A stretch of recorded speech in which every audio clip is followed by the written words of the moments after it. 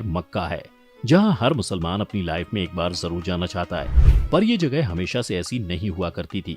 कुछ सालों पहले ये जगह बिल्कुल खाली और सुनसान हुआ करती थी, जहां शायद ही कोई जाना चाहता हो।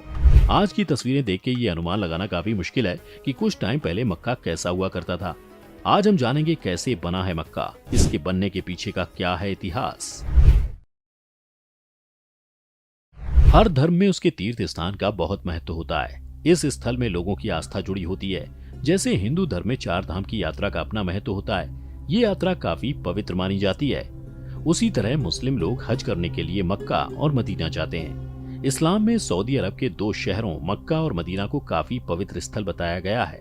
हर मुसलमान की चाहत होती है कि वो अपने जीवन में एक बार इन दोनों जगहों में जरूर जाए और मक्का में जाकर काबे का तवाफ यानी परिक्रमा करके अपने गुनाहों की माफी जरूर मांगे। इस्लाम में काबे की क्या वैल्यू है, ये तो इसी बात से पता लगता है कि दुनिया भर में जितने भी मुसलमान हैं वो काबे की दिशा में ही नमाज को अदा करते हैं, चाहे वो दुनिया के किसी भी कोने में क्यों ना हो। काबा एक क्यूब साइज की इमारत है। काबा ग्रेफाइट पत्थर से बना हुआ है। इसकी लंबाई 40 फीट और चौड़ाई 33 फीट है।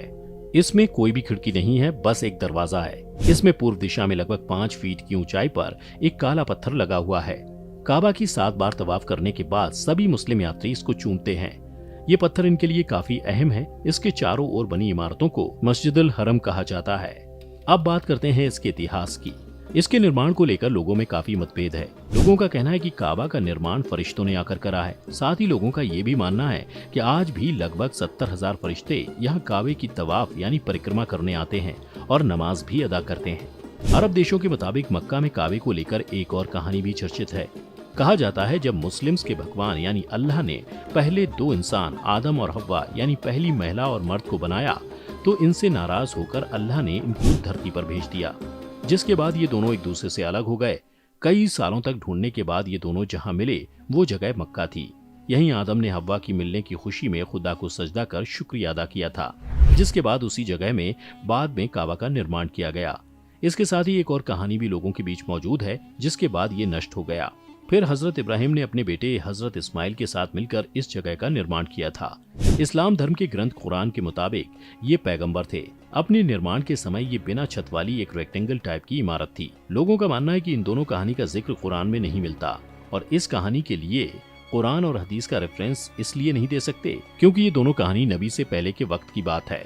इतिहासकार काबा को धार्मिक के साथ साथ एक व्यापारिक क्षेत्र बनाने का पूरा श्रेय कुसई को देते हैं। ये कुरैश घराने से ताल्लुक रखता था। कुसई ने अपने आप को राजा घोषित करने के साथ काबा की चाबी अपने हाथ में रखी और जर्जर हो चुके काबा को फिर से बनवाया। दूर दराज क्षेत्रों में बसे अपने कुरैश रिश्तेदारों को मक्का में लाकर बसाया। तीर्थ यात्रियों से मक्का में प्रवेश से पहले कर वसूलने का प्रावधान था। जमजम के पानी पर अपना प्रभुत्व रखा। कर चुकाने के बाद तीर्थ यात्रियों के खाने और पीने की जिम्मेदारी कुसई के प्रशासन की ही होती थी।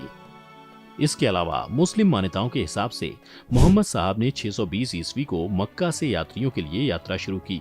आज यही जगह मदीना के नाम से जानी जाती है। 628 से 630 ईस्वी में जब मोहम्मद साहब वापस आए तो इस जगह को इबादत गाह के रूप में इस्तेमाल किया जाने लगा।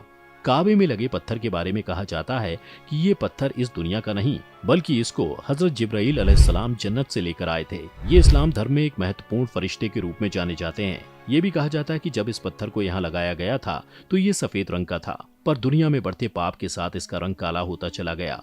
मोहम्मद साहब ने अपनी मौत से पहले 632 ईस्वी में आखिरी बार हज यात्रा की थी। मक्का ही वो शहर है जहाँ से इस्लाम की शुरुआत हुई थी। अल्लाह ने मोहम्मद साहब को पैगाम दिया, जिसके बाद से पूरी दुनिया में इस्लाम का प्रचार प्रसार शुरू हो गया।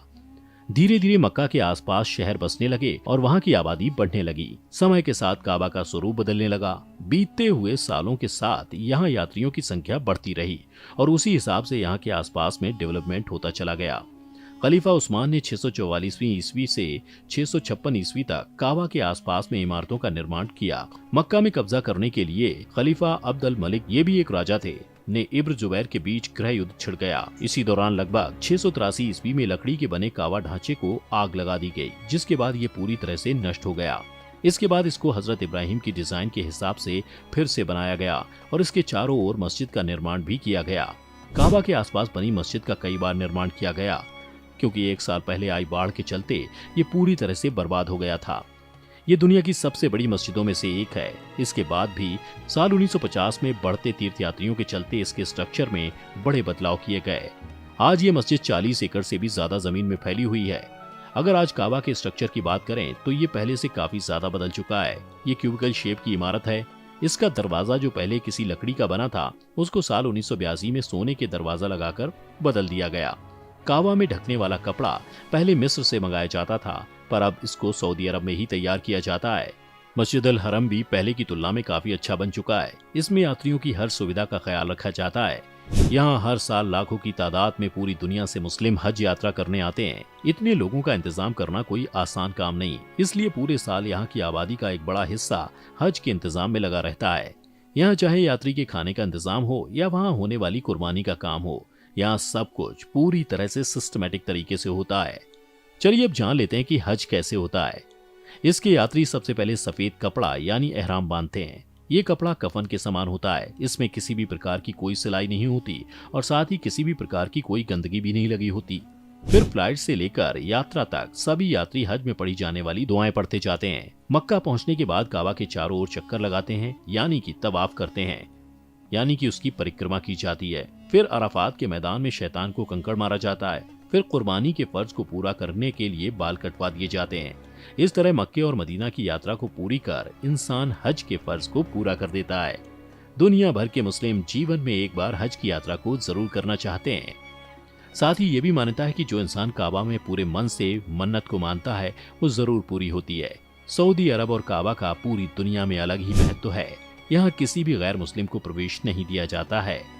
आपको काबा का इतिहास जानकर कैसा लगा, ये हमें कमेंट करके कमेंट बॉक्स में जरूर बताएं। अगर आपको